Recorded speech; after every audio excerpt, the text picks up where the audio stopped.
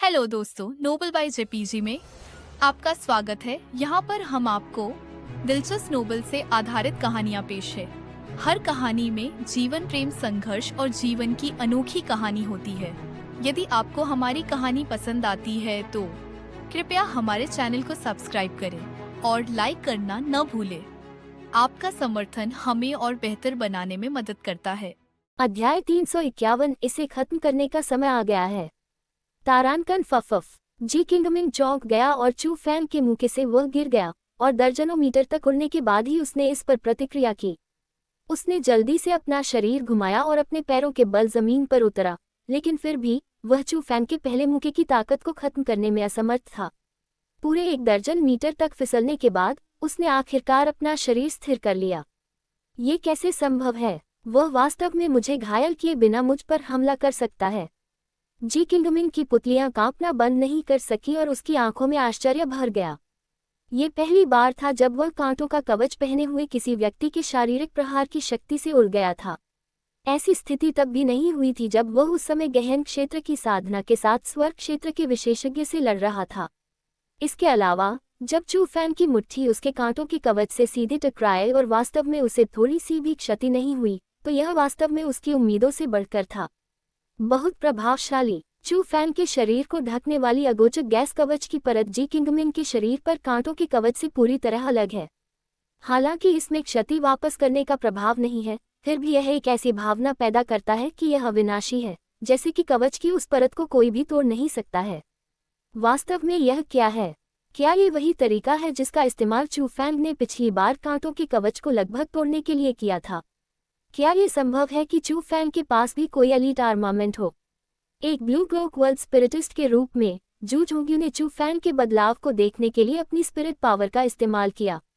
चू फैंग को कवर करने वाली ब्लैक टॉर्टोइस आर्मर तकनीक की खोज करने के बाद उसकी आंखों में हैरानी भर गई। नहीं, यह उस तरीके से अलग है जो चू फैंग ने पिछली बार इस्तेमाल किया था। पिछली बार चू फैंग ने जो दिखाया था वह एक मार्शल कौशल था, एक बहुत ही प्रभावशाली मार्शल कौशल, और इसकी ताकत ऐसी थी मानो ये बिना किसी बाधा के सब कुछ तोड़ सकता था। लेकिन इस बार ये बिल्कुल विपरीत है। वह अभी जो तरीका अपना रहा है वह दूसरा तरीका है, लेकिन ये भी उतना ही मजबूत है। उसके पूरे शरीर पर एक पूर्ण सुरक्षा कवच है, फिर उस सुरक्षा कवच की मदद से वह जी किंगमिंग पर हमला करता है। मुझे कहना होगा कि मैंने उन तरीकों को नहीं देखा है जो चू फैंग किसी और पर इस्तेमाल कर रहा है। बू बो का चेहरा भी सदमे से भर गया था और वह चू फैंग को और अधिक समझने में असमर्थ था। उसे लगा कि चू फैंग ने जो तरीके अपनाए थे वे वाकई बहुत ज्यादा थे और बहुत मजबूत भी। वह उनसे कहीं ज्यादा हीन था। नहीं, यह कोई मार्शल कौशल नहीं है, नहीं यह कोई अभिजात वर्ग का हथियार है। ठीक उसी समय एक वृद्ध आवाज अचानक जू झोंग्यू और बू बो के कानों में घुसी।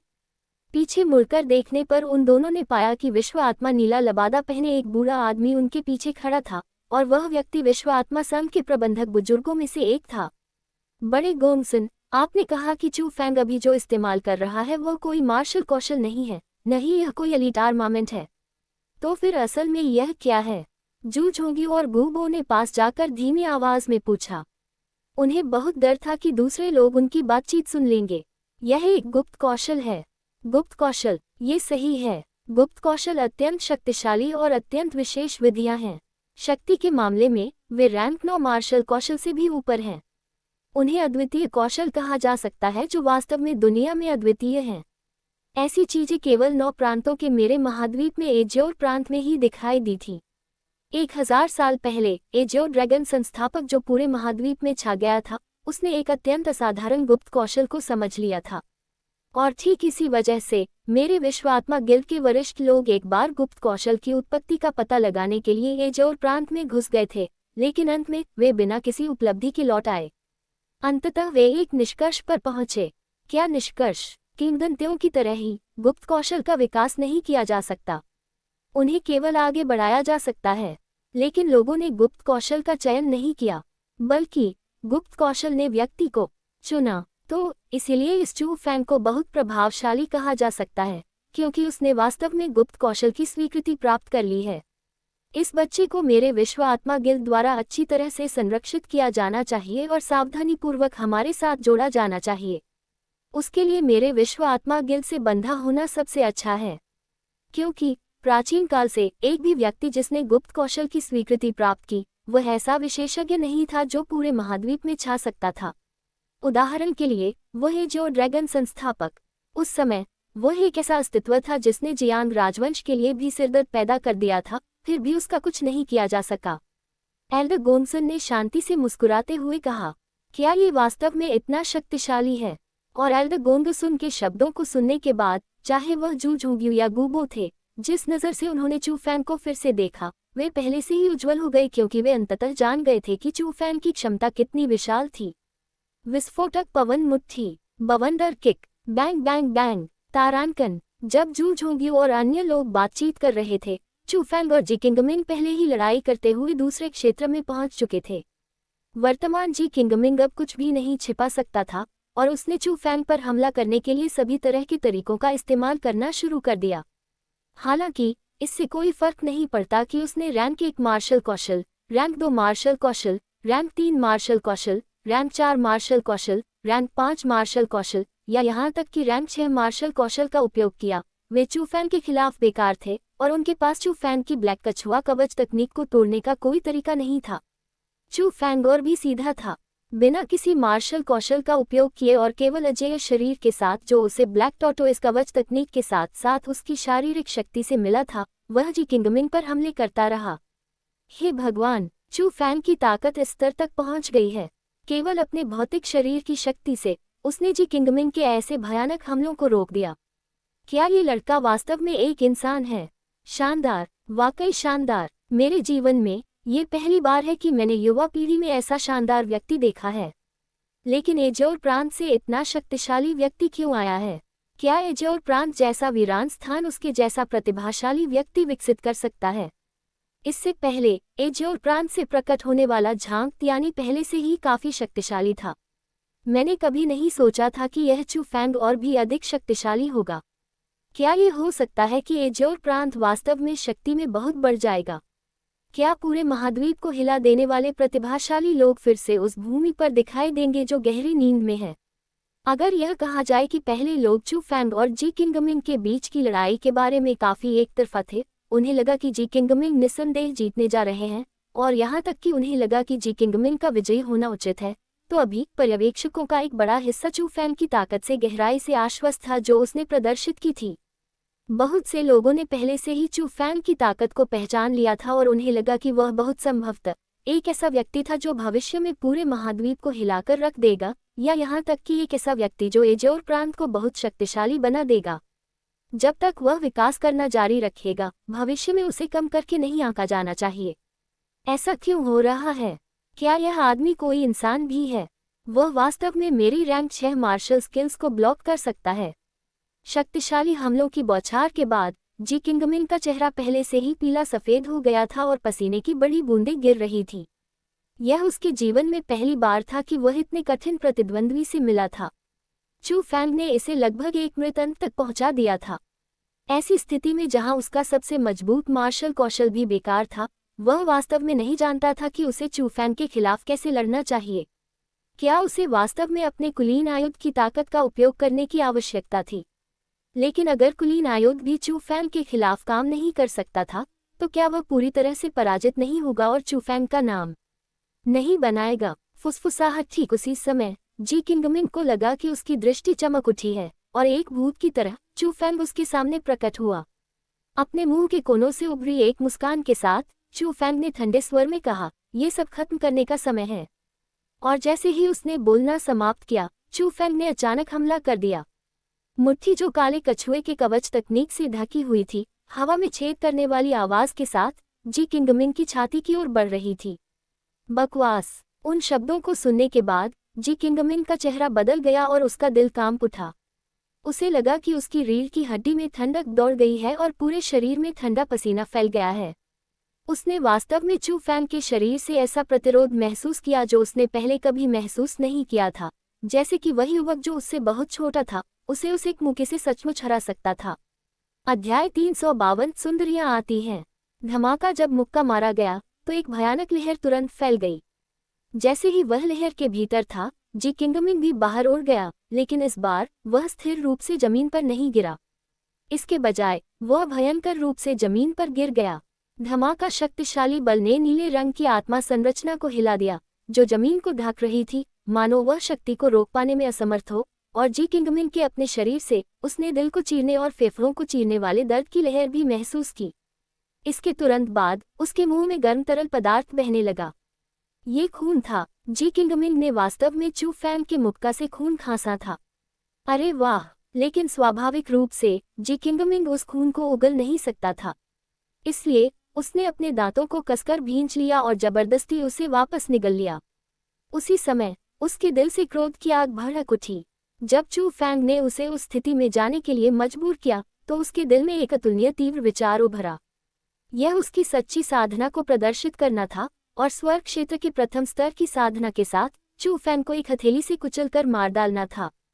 हालांकि उसके दिमाग में एक तर्कसंगत आवाज थी जो कह रही थी कि वह ऐसा नहीं कर सकता क्योंकि वहां बहुत सारे विशेषज्ञ मौजूद थे। भले ही वह वास्तव में अपनी असली साधना का उपयोग करे, फिर भी वह चू फैंग को मारने में सक्षम नहीं हो सकता। अगर वह चू फैंग को तब भी नहीं मार पाता, तो उसकी पूरी तरह से बदनामी हो जाती। आखिरकार उसने पहले ही जियांग वुशान से वादा किया था। अगर वह अपने वादे से मुकर जाता, तो स्वाभाविक रूप से उसे हंसी का पात्र बना दिया जाता। तारानकन फफफ। जैसा कि जी किंगमिंग हिचकिचा रहे थे, चू फैंग फिर से उनके सामने पहुंचे और एक साथ चू फैंग की मुट्ठियां जो काले कछुआ कवच तकनीक से ढकी हुई थी, एक हिंसक तूफान की तरह एक बार फिर जी किंगमिंग की ओर फेंकी गईं। तारानकन स्विश। लेकिन इससे पहले कि चू फैंग की घनी मुट्ठियां जी किंगमिंग के शरीर तक पहुंचती, अचानक दोनों के बीच में एक आकृति प्रकट हुई। साथ ही एक शक्तिशाली बड़ा हाथ चू फैंग की कलाई को कसकर पकड़ रहा था। यह आभा। उस पल चू फैंग ने महसूस किया कि उसकी कलाई से उसके शरीर में एक अत्यंत उग्र आभा का विस्फोट हो रहा है, लेकिन वह उस शक्तिशाली आभा से लड़ नहीं सका। ये स्वर्ग की शक्ति थी। स्वर्ग की शक्ति अत्यंत शक्तिशाली थी और इसने तुरंत उसके शरीर पर कब्जा कर लिया। इसके कारण वह 1 इंच भी हिल नहीं सका और वह वहीं खड़ा रहा। लेकिन चू फैंग के हमलों को रोकने के बाद उस व्यक्ति ने जल्दी से अपना हाथ छोड़ दिया, जिससे चू फैंग को अपनी ताकत वापस मिल गई। जब उसने अपनी आंखें उठाकर देखा तो चू फैंग को आश्चर्य हुआ कि उसके सामने खड़ा व्यक्ति एक मध्यम आयु वर्ग का व्यक्ति था। उस आदमी की भौहें तलवार जैसी थीं, आंखें बाज जैसी थीं और उसका चेहरा ब्लेड की तरह तेज था और कुछ बेहद मर्दाना विशेषताएं थीं। सबसे महत्वपूर्ण बात यह थी कि उन्होंने प्रतिष्ठित विला से संबंधित अद्वितीय कपड़े पहने थे, फिर भी सामान्य लोगों से अलग थे। जहां तक उनकी साधना का सवाल है, ये और भी उत्कृष्ट थी। इसे केवल 2 शब्दों में वर्णित किया जा सकता है, अथाह गहराई।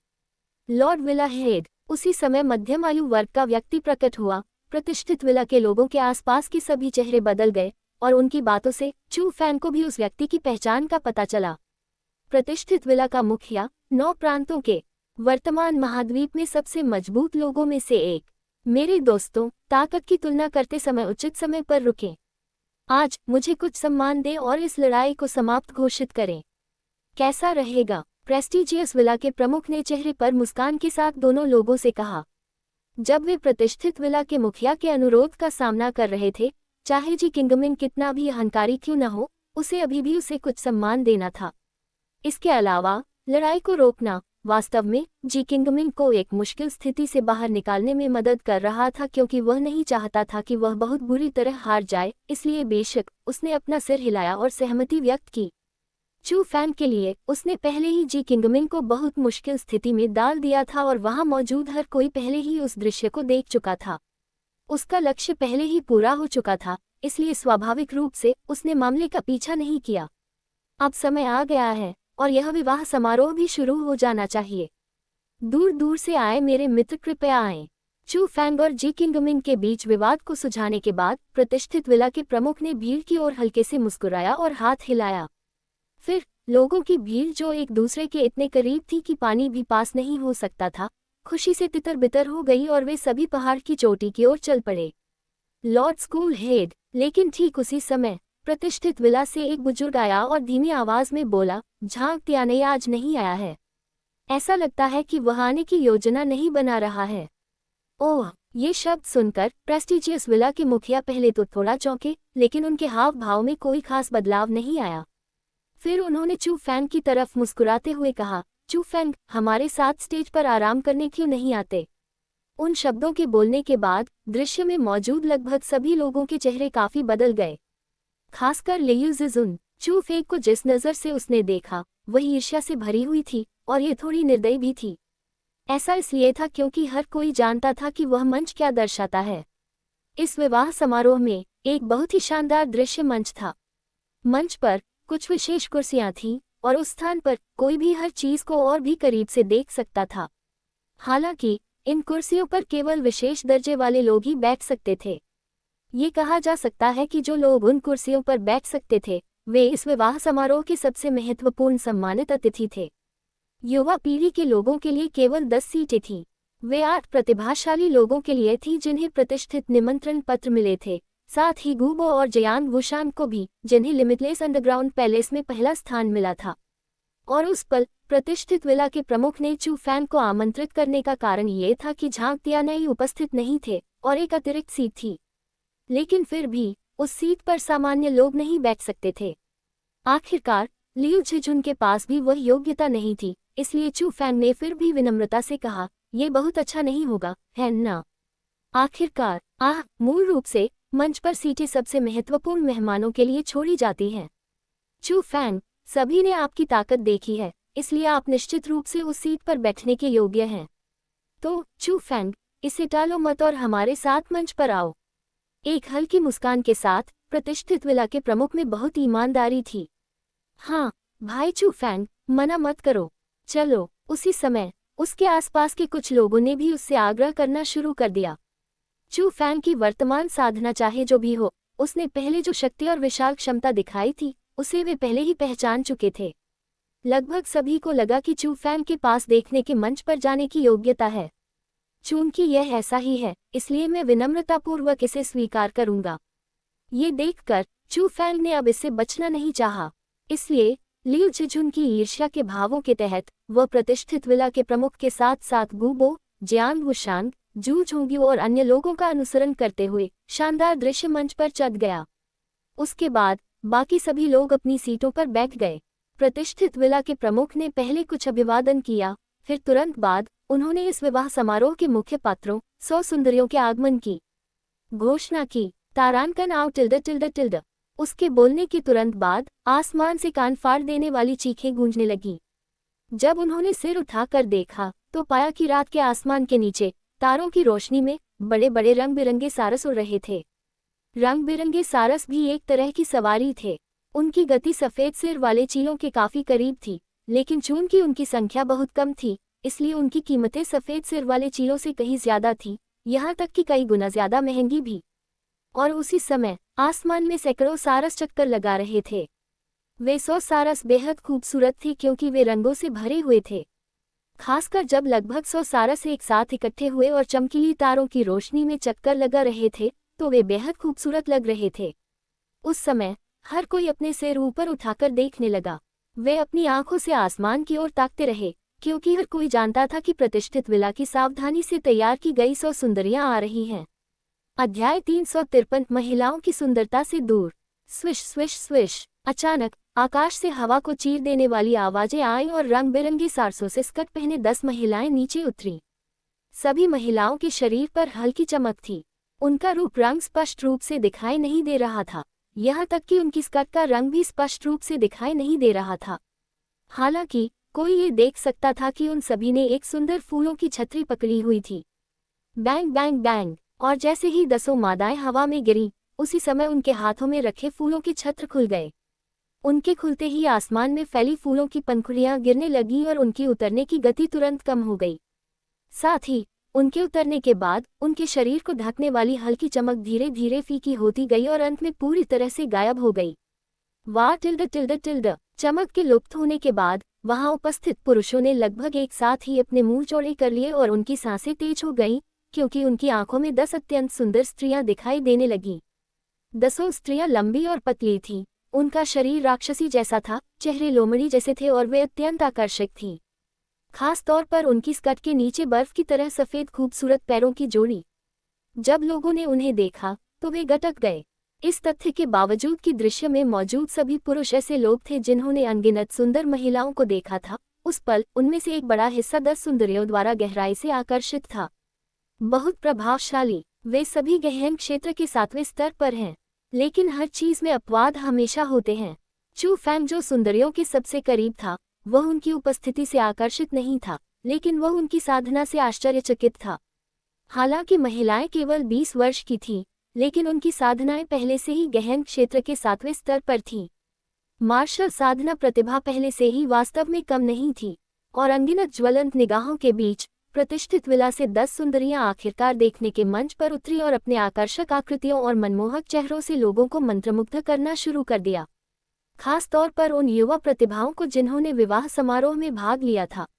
बैंग बैंग बैंग, इसके तुरंत बाद 50 और सुंदरियां आकाश में पुष्प वर्षा के साथ हवा से उतरी। इसी प्रकार वे पुष्प छत्र धारण करते हुए नीचे आए, और इसी प्रकार वे दुर्लभ सुंदरियां थीं और उनके पास गहन क्षेत्र के 7वें स्तर की साधना भी थी। वाह, बहुत बढ़िया! प्रेस्टीजियस विला को इतनी प्रतिभाशाली सुंदरियां कहाँ से मिली? 50 युवतियां सभी गहन क्षेत्र के 7वें स्तर पर थीं। लेकिन ये स्वीकार्य था, आखिरकार प्रतिष्ठित विला जैसी विशाल शक्ति में कभी भी प्रतिभाओं की कमी नहीं रही, चाहे वे पुरुष हों या महिलाएं। लेकिन 50 प्रतिभाशाली लोग भी अत्यंत सुंदर थे। इससे लोगों को कई गुना अधिक आश्चर्य हुआ।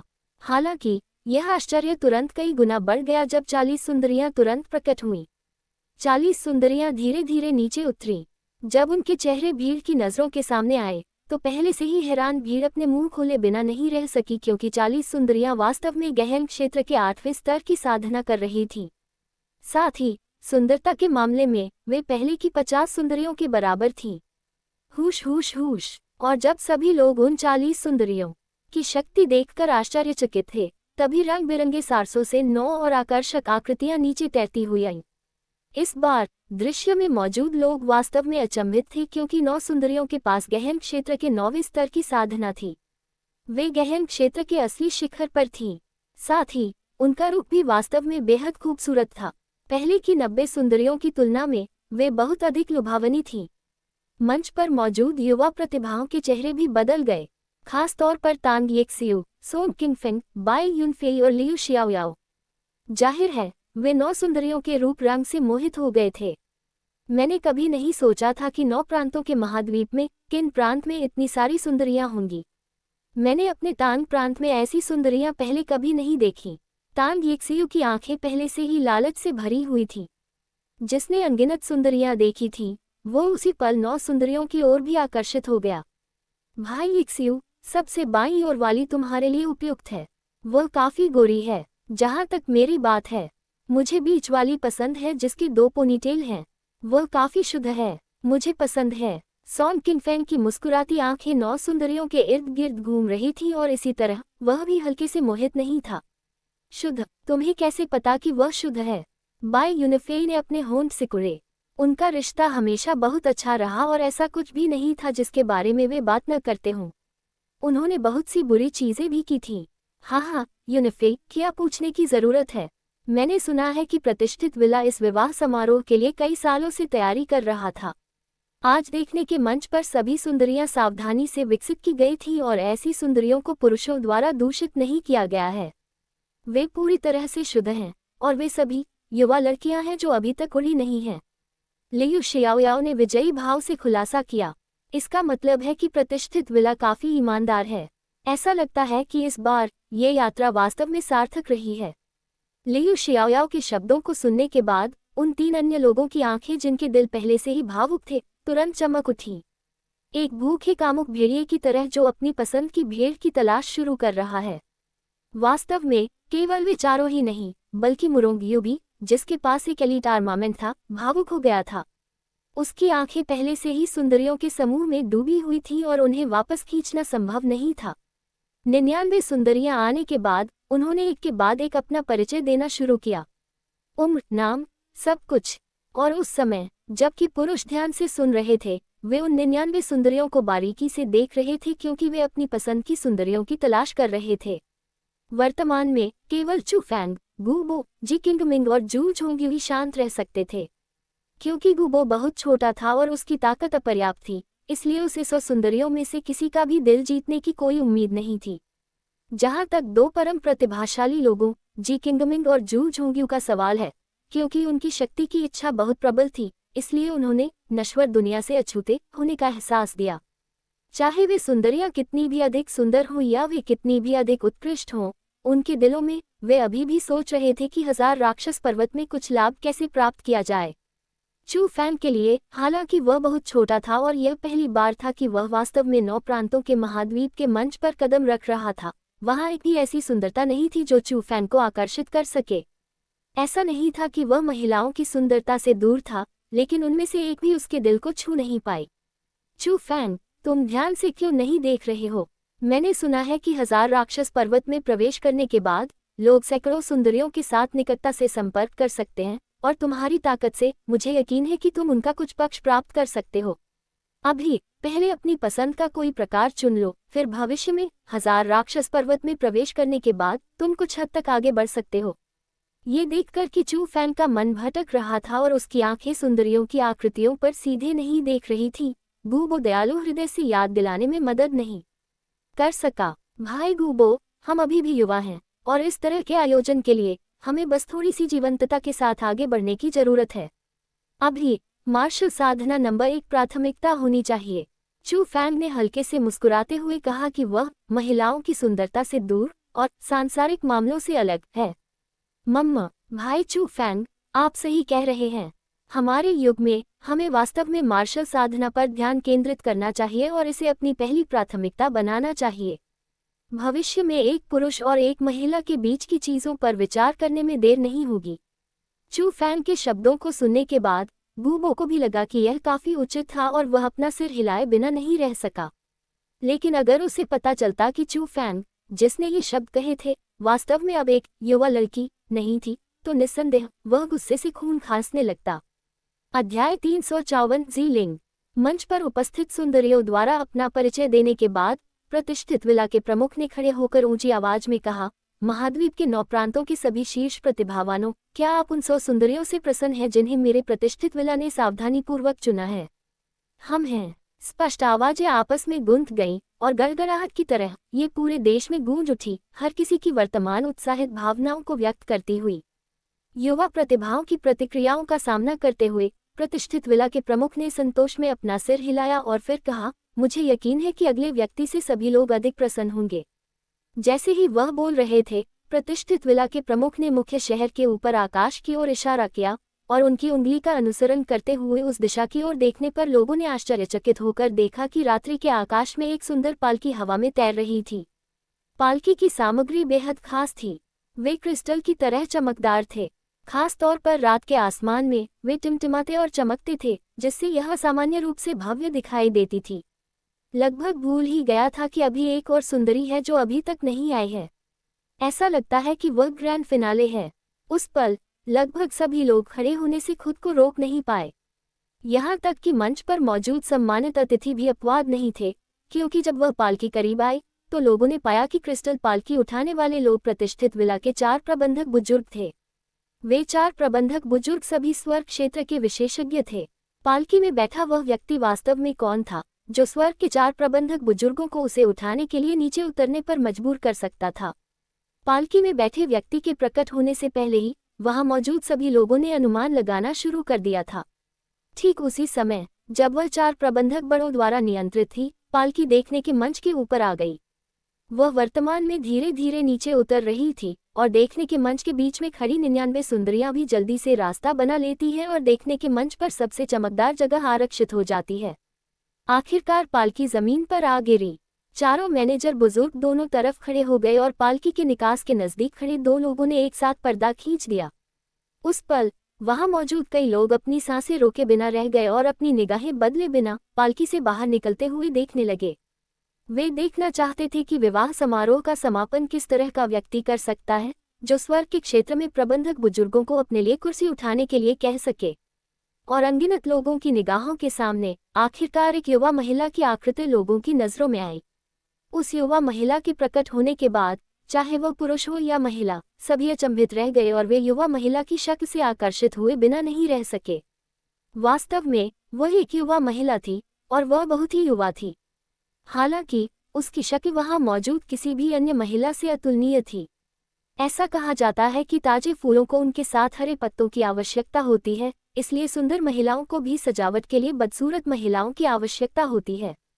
हालांकि उस युवा महिला के सुंदर रूप को इनमें से किसी की भी आवश्यकता नहीं थी। भले ही वह 10,000 फूलों के बीच खड़ी हो और सुंदरियों से तुलना की जाए, फिर भी वह सबसे आकर्षक अस्तित्व होगी, एक सच्ची सुंदरता जो शहरों और देशों को तबाह कर सकती है और जीवित लोगों को मोहित कर सकती है। बर्फ की तरह सफेद और चमकती त्वचा, मानक और सुंदर चेहरा, और पानी की तरह साफ आंखें।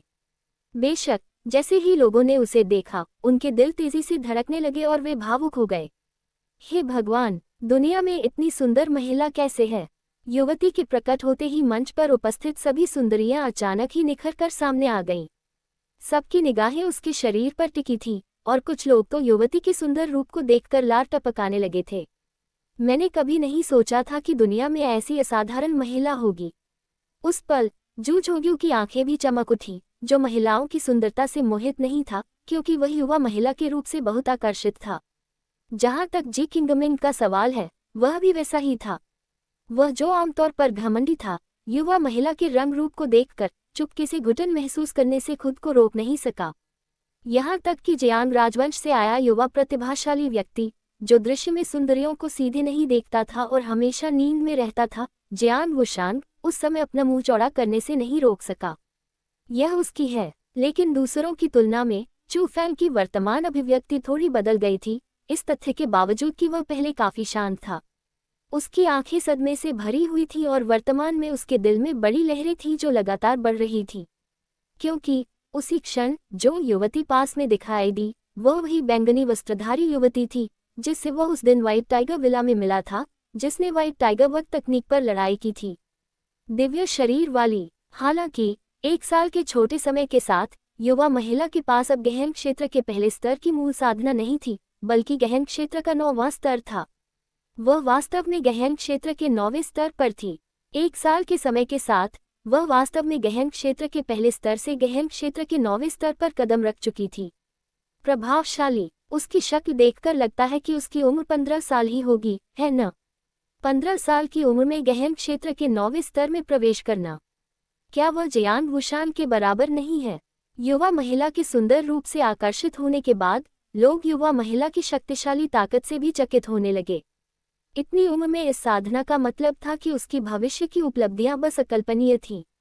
मैंने कभी नहीं सोचा था कि यह लड़की प्रतिष्ठित विला से होगी, और उसके रूप को देखकर ऐसा लगता है कि उसका दर्जा और पद कम नहीं है। यह नहीं चलेगा। उस साल जो कुछ हुआ, उसकी वजह से उसके दिल में अभी भी नफरत भरी हुई है। मैं उसे खुद को देखने नहीं दे सकता। यह महसूस करते हुए कि स्थिति एक बुरी दिशा की ओर बढ़ रही थी, चू फैंग ने अपने पैर के तलवे पर थोड़ा तेल लगाना चाहा ताकि चुपके से भाग सके। भाई चू फैंग, आप कहाँ जा रहे हैं? ये संभव नहीं है कि यह छोटी सी सुंदरता भी आपकी रुचि को आकर्षित करने में असमर्थ हो। लेकिन चू फैंग को मुड़ने देने से पहले बूबो ने चू फैंग की बांह पकड़ ली। मैं बकवास। चू फैंग शुरू में कुछ समझाना चाहता था, लेकिन जब उसने अपना सिर पीछे घुमाया तो उसने पाया कि मंच पर मौजूद कुछ लोगों ने पहले ही उनकी हरकतों को नोटिस कर लिया था और अपनी निगाहें उसकी ओर घुमा ली थीं। सबसे महत्वपूर्ण बात यह थी कि बैंगनी कपड़े पहने युवती ने भी चू फैंग को देखा था। उसे देखने के बाद युवती के चेहरे के हाव भाव भी थोड़े बदल गए और उसकी सुंदर पुतलियां अचानक सिकुड़ गईं। चू फैंग ने पाया कि उसकी आंखों में बर्फीली ठंडी रक्तपिपासा का स्पर्श था। हालांकि वह रक्तपिपासा केवल चमकती और गायब हो जाती थी, इसलिए संभवतः उसके अलावा किसी और व्यक्ति ने इसे नहीं देखा। लेकिन चू फैंग को देखने के बाद बैंगनी कपड़े वाली युवती ने कुछ नहीं कहा। इसके बजाय उसने ऐसा दिखावा किया जैसे कि वह नहीं जानती कि चू फैंग कौन है, और उसने अपना प्यारा सा चेहरा दूसरी ओर कर लिया। ये देखकर चू फैंग का दिल जो उसके गले तक पहुंच गया था, आखिरकार वापस नीचे आ गया। इसलिए उसने अपने कपड़े ठीक किए, हंसा और मंच पर लोगों से कहा, बैठने से थोड़ा थक गया था इसलिए मैंने अपना शरीर थोड़ा हिलाया। बोलने के बाद वह वापस बैठ गया, और उसी क्षण प्रतिष्ठित विला का प्रमुख धीरे धीरे बैंगनी वस्त्र पहने युवती के पास गया और भीड़ की ओर गर्व से भरे चेहरे के साथ घोषणा की, यह मेरी पालक बेटी है, जी लिंग। यहाँ सभी के तय किए गए विवाह के प्रति अपनी ईमानदारी व्यक्त करने के लिए इस विवाह समारोह में ज़ीलिंग भी मेरे प्रतिष्ठित विला की 100 सुंदरियों का हिस्सा होगी और विवाह के लिए एक उम्मीदवार होगी। अध्याय 355 विशेष घटना। ज़ीलिंग, बैंगनी रंग की घंटी। TN, जी इक्वल्स बैंगनी, लिंग इक्वल्स घंटी। उसने अपनी योग्यता के अनुरूप ही नाम रखा। ऐसा लगता है कि जिस व्यक्ति ने उसका नाम रखा है, उसे पता है कि उसका शरीर दिव्य है। ये प्रतिष्ठित विला सरल नहीं है। इसने वास्तव में एक दिव्य शरीर विकसित किया है। इस लड़की के सामने मुझे यकीन है कि जियान वुशान भी कमतर होगा। चू फैंग, जिसने व्यक्तिगत रूप से ज़ीलिंग की ताकत का गहराई से अनुभव किया था, जानता था कि वह कितनी शक्तिशाली थी। हालांकि सतह पर ज़ीलिंग की साधना गहन क्षेत्र के केवल 9वें स्तर की थी, उसकी असली युद्ध शक्ति चू फैंग की तुलना में कहीं बेहतर थी। इसलिए चू फैंग को लगा कि जी किंगमिंग, जिसके पास एक कुलीन आयुध और स्वर्ग क्षेत्र के पहले स्तर की साधना है, वह भी ज़ीलिंग को हराने में सक्षम नहीं होगी। उसी समय 9 प्रांतों की सबसे प्रतिभाशाली युवा प्रतिभाएं मंच पर एकत्रित हुईं, लेकिन लोगों को यह नहीं पता था कि सबसे शक्तिशाली प्रतिभा वास्तव में बैंगनी वस्त्र पहने एक युवती थी जो परी की तरह सुंदर थी, जिसका नाम था ज़ीलिंग। ज़ीलिंग की सुंदर उपस्थिति ने निस्संदेह सभी को चौंका दिया। इससे पहले तान यिक्सी और 3 अन्य जो अभी भी 9 सुंदरियों के शरीर पर नजर गड़ाए हुए थे, वे ज़ीलिंग के शरीर के चारों ओर देख रहे थे। वे दूर देखने को तैयार नहीं थे और वे बिना रुके खुद से बुदबुदा रहे थे। वास्तव में दुनिया में इतनी खूबसूरत महिलाएं हैं। अगर वह इतनी कम उम्र में ही इतनी आकर्षक है, तो जब वह भविष्य में बड़ी होगी तो वह कितनी शानदार दिखेगी। अगर कोई इस व्यक्ति से शादी करने में सक्षम हो जाए तो उसकी और क्या इच्छाएं होंगी। उनका तो कहना ही क्या, जी किंगमिंग और जू झोंग्यू भी ज़ीलिंग के खूबसूरत रूप पर मोहित हो गए थे। खास तौर पर बेहद घमंडी जी किंगमिंग। उस पल वह भी अपने दिल में छिपा हुआ कह रहा था, अगर कोई मुझसे पूछे कि कौन सी महिला मेरे साथ साथ चल सकती है, तो मैं जवाब दूंगा, इस लड़की के अलावा कोई नहीं। चू फैंग, ये वास्तव में एक दुर्लभ अवसर है। आपको विवाह समारोह में इस लड़की के प्यार के लिए लड़ना होगा, अन्यथा आप इस स्वर्गीय महान अवसर को खो देंगे। एग्गी ने हंसते हुए याद दिलाया, क्या मजाक मत करो, ऐसा नहीं है कि तुम नहीं जानते कि यह लड़की कितनी खतरनाक है। इसके अलावा वह मुझसे बहुत नफरत करती होगी, फिर भी तुम चाहते हो कि मैं उस पर डोरे डालूं। क्या तुम मुझे भेड़ बनकर बाघ के मुंह में घुसने के लिए नहीं कह रहे हो, ताकि मैं अपनी मौत का रास्ता खुद ढूंढ सकूं? बिना सोचे समझे चू फैंग ने मना कर दिया, तुम जानते भी क्या हो, दिव्य शरीर वे लोग हैं जिनकी देखभाल स्वर्ग करता है। उनमें जन्मजात ऐसी क्षमताएं होती हैं जो सामान्य लोगों में नहीं होती। उनके पास जो कुछ है वह स्वर्ग द्वारा दी गई दिव्य शक्तियां हैं। ये बहुत अच्छी बात है अगर ऐसी दिव्य शक्तियां पुरुष के शरीर को प्राप्त हो जाएं, लेकिन अगर यह किसी महिला के शरीर को प्राप्त हो जाएं, तो उसके भावी पति को भी बहुत लाभ होगा। एग्गी ने याद दिलाया, बहुत सारे लाभ? कौन से लाभ? लाभ शब्द सुनने के बाद चू फैंग को तुरंत दिलचस्पी हुई और वह ध्यान से पूछे बिना नहीं रह सका। जब तक आप उसके साथ नर और मादा के बीच की चीज करते हैं और उसे पहली बार दूर ले जाते हैं, तब तक उसकी अद्वितीय दिव्य शक्ति का एक हिस्सा आपके द्वारा अवशोषित हो जाएगा और ऐसी शक्ति में परिवर्तित हो जाएगा जो केवल आपके पास है। सामान्य लोगों के लिए वह दिव्य शक्ति मार्शल साधना पहलू में बहुत मदद करेगी, लेकिन आपके लिए शायद यह आपको अपने शरीर में दिव्य बिजली की शक्ति को समझने में मदद करेगी। यद्यपि आप सुनहरे रंग की बिजली और नीले रंग की बिजली की शक्ति के साथ लगातार 2 स्तर की साधना को पार कर सकते हैं, मेरा मानना है कि आप ये भी जानते हैं कि यह उनकी वास्तविक शक्ति नहीं है। आपके पास उनकी शक्ति को समझने का कोई तरीका नहीं है, इसलिए स्वाभाविक रूप से आपके पास उनका उपयोग करने का कोई तरीका नहीं है। हालांकि यदि आप उस ज़ीलिंग के साथ एक नर और मादा के बीच की चीज कर सकते हैं और उसके शरीर से उसकी दिव्य शक्ति का हिस्सा निकाल सकते हैं, तो शायद आपको दिव्य बिजली की स्पष्टता को समझने का मौका मिलेगा। भले ही आप इसे समझ न सकें, फिर भी यह आपकी साधना को एक कदम बढ़ा देगा। एग्गी ने विस्तार से समझाया, क्या वास्तव में ऐसा कुछ है? उस पल चू फैंग भी अतुलनीय रूप से उत्साहित था और उसका दिल तड़प से भर गया था। ये बिल्कुल वैसा ही था जैसा एग्गी ने कहा था। शुरू से ही वह महसूस कर पा रहा था कि उसके शरीर में दिव्य बिजली कितनी शक्ति रखती है। यह एक अवर्णनीय भयावह शक्ति थी, इतनी भयावह कि ऐसा लग रहा था कि इसका इस दुनिया में अस्तित्व ही नहीं होना चाहिए। हालांकि वह केवल दिव्य बिजली को महसूस करने में सक्षम था, लेकिन वह दिव्य बिजली को नियंत्रित नहीं कर सकता था। इसकी शक्तियों को प्राप्त करना तो दूर की बात है। इसलिए एग्गी के शब्दों को सुनने के बाद उसका दिल तुरंत बदल गया। चाहे उसके सामने चाकुओं का पहाड़ हो या आग का सागर, उसे फिर भी उसमें से गुजरना ही था। उसने निर्णय लिया, चाहे कुछ भी हो, उसे ज़ीलिंग को अपने हाथों में लेना ही था, क्योंकि वह दिव्य बिजली की शक्ति प्राप्त करने का कोई भी मौका नहीं चूकना चाहता था। ज़ीलिंग ने वास्तव में वहां मौजूद सभी पुरुषों का ध्यान आकर्षित किया। उम्र की परवाह किए बिना, चाहे वह युवा पीढ़ी हो या बुजुर्ग विशेषज्ञ, वे मुस्कुरा रहे थे और उस युवा महिला की प्रशंसा कर रहे थे जो सुंदरता में अद्वितीय थी। विशेषकर जब प्रतिष्ठित विला के प्रमुख किन लेई ने घोषणा की कि ज़ीलिंग उनकी दत्तक पुत्री है, तो लोगों ने उस युवा महिला को और भी अधिक महत्व दिया। उसी समय पर्वत शिखर के शिखर पर बने आलीशान मंच पर ज़ीलिंग नामक एक युवती निस्संदेह वहां सबसे चमकदार व्यक्ति थी। हर कोई चून की विवाह समारोह इस चरण में पहुंच गया है, इसलिए इस विवाह समारोह के लिए शादी करने की विधि की घोषणा करने का समय आ गया है। मेरे प्रतिष्ठित विला ने इस विवाह समारोह की स्थापना क्यों की? इसका कारण बहुत सरल है। सबसे पहले, इसका उद्देश्य मेरे प्रतिष्ठित विला की उत्कृष्ट महिलाओं के लिए एक अच्छा व्यक्ति ढूंढना है, जिस पर वे भरोसा कर सकें। इसके साथ ही इसका उद्देश्य दुनिया भर में अच्छे दोस्त बनाना भी है। मेरे प्रतिष्ठित विला के संबंधों को 9 प्रांतों के पूरे महाद्वीप में फैलाना है। शायद कुछ लोग पूछेंगे, अभी इस विवाह समारोह में लगभग 1000 पुरुष भाग ले रहे हैं, फिर भी केवल 100 महिलाएं हैं। इसे कैसे वितरित किया जाना चाहिए? क्या एक मार्शल प्रतियोगिता आयोजित की जानी चाहिए? बिल्कुल नहीं। हालांकि मैं किन लेई अपने प्रतिष्ठित विला की महिलाओं के लिए एक ऐसा पति ढूंढना चाहती हूं जिसके पास शक्तिशाली ताकत हो, लेकिन यह उनकी वर्तमान ताकत तक सीमित नहीं है। मेरी नज़र उनकी भविष्य की संभावनाओं पर है। यही कारण है कि मैंने पहले परीक्षण में 2 असीम भूमिगत महल खोले। यही कारण है कि यहाँ गहन क्षेत्र में प्रतिभाशाली लोग भी हैं और मूल क्षेत्र में भी प्रतिभाशाली लोग हैं। हालांकि आपकी वर्तमान ताकत में दूरी बहुत बड़ी है, लेकिन आप सभी में एक जैसी विशेषताएं हैं। यानी मार्शल खेती के मामले में आप सभी में बहुत अच्छी प्रतिभा है और भविष्य में आप सभी का बहुत अच्छा विकास होगा। इस बिंदु पर बोलते हुए शायद कुछ लोग पूछेंगे, चूंकि यह तय करने के लिए सैन्य प्रतिस्पर्धा की कोई आवश्यकता नहीं है कि कौन सुंदरी को घर वापस ला सकता है, तो यह विवाह समारोह कैसे आयोजित किया जाएगा? वास्तव में यह अभी भी बहुत सरल है।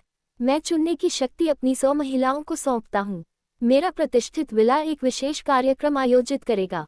मेरे प्रतिष्ठित विला की 100 महिलाएं भी इस कार्यक्रम में भाग लेंगी।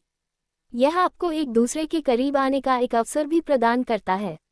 एक साथ रहने के दौरान मुझे यकीन है कि 100 महिलाओं को एक ऐसा पति मिलेगा जिससे वे अपने दिल में खुश होंगी, और इस कार्यक्रम के समाप्त होने के बाद 100 महिलाएं घोषणा कर सकती हैं कि वे किससे संतुष्ट हैं, और उस समय यह इस विवाह समारोह का पूर्ण समापन भी होगा।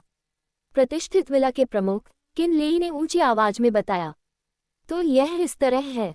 चलो हम 100 सुंदरियों का ध्यान आकर्षित करने के लिए अपनी खुद की क्षमताओं का उपयोग करें और केवल मार्शल शक्ति के साथ नहीं। ये तरीका काफी दिलचस्प है। उस पल लोगों के समूह बेचैन होने लगे। कई लोगों ने अपनी सहमति व्यक्त की, क्योंकि किन लेई की विधि ने सभी को मौका दिया। अध्याय 356 युद्ध शुरू करने की तैयारी करें। वह चाहता है कि हम 100 सुंदरियों के संपर्क में रहें और अपनी ताकत का उपयोग करके सुंदरियों को जीते, ताकि हम उनमें से एक को अपने आलिंगन में ले सकें। सुंदरता के मामले में यहाँ कौन हम 4 भाइयों से आगे निकल सकता है? तांग येक्सियो आत्मविश्वास से भर गया। मेरे तीनों भाइयों, अपने लिए 9 सुंदरियों में से कोई भी चुन लो। मुझे सिर्फ लेडी ज़ीलिंग से ही काम चल जाएगा, सॉन्ग किंगफिग ने कहा। सॉन्ग किंगफिग, क्या तुम्हें कोई शर्म नहीं है? क्यों नहीं पूछते, हम 4 भाइयों में से कौन अभी भी उन 9 सुंदरियों के बारे में सोच रहा है? कौन अपने दिल में लेडी ज़ीलिंग के बारे में नहीं सोच रहा है?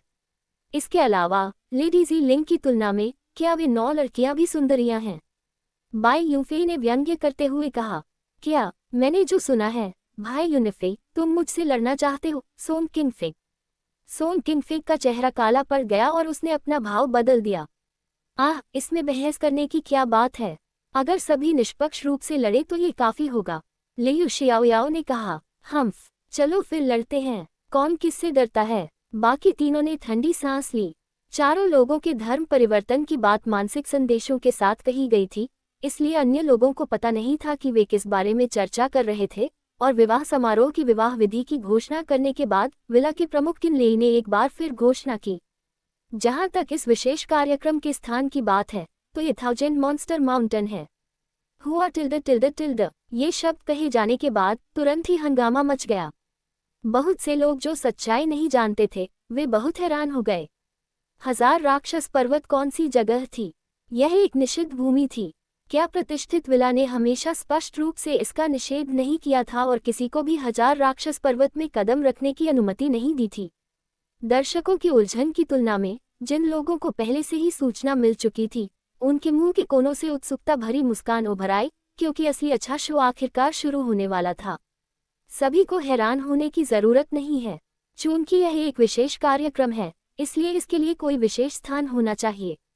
मैं, किन लेई, अपने प्रतिष्ठित विला की 100 महिलाओं के लिए पति की तलाश कर रही हूँ, इसलिए स्वाभाविक रूप से आवश्यकताएं थोड़ी सख्त होनी चाहिए। हालांकि मार्शल साधना प्रतिभा एक ऐसी चीज है जो बिल्कुल जरूरी है, लेकिन एक व्यक्ति का साहस उससे भी ज्यादा जरूरी है। जहां तक साहस नामक चीज की बात है, ये केवल तभी दिखाया जा सकता है जब कोई वास्तविक खतरे का सामना करता है।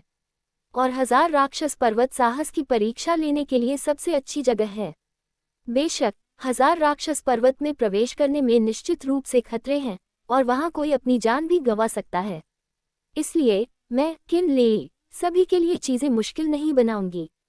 अगर किसी को लगता है कि वे 1000 राक्षस पर्वत में खुद की रक्षा नहीं कर सकते, तो वे अभी चले जाने का विकल्प चुन सकते हैं। मैं, किन लेई, उन्हें बिल्कुल नहीं रोकूंगी। उस समय हंगामा और भी गंभीर हो गया। हर कोई चर्चा कर रहा था और कानाफूसी कर रहा था, लेकिन पूरा 1 घंटा बीत जाने के बाद भी कोई भी वहां से जाने को तैयार नहीं था। कारण बहुत सरल था, जब ऐसा समय आएगा तो कौन आसानी से हार मानने को तैयार होगा। इसके अलावा अगर कोई इस समय छोड़ देता है, तो ये सभी को बता रहा है कि उन्हें लगता है कि वे ऐसा नहीं कर सकते। न केवल वे अपना खुद का चेहरा खो देंगे, बल्कि वे अपनी खुद की शक्ति को भी काला कर देंगे, और भविष्य में सत्ता में लौटने के बाद उनके लिए फिर से अपना सिर उठाना मुश्किल होगा।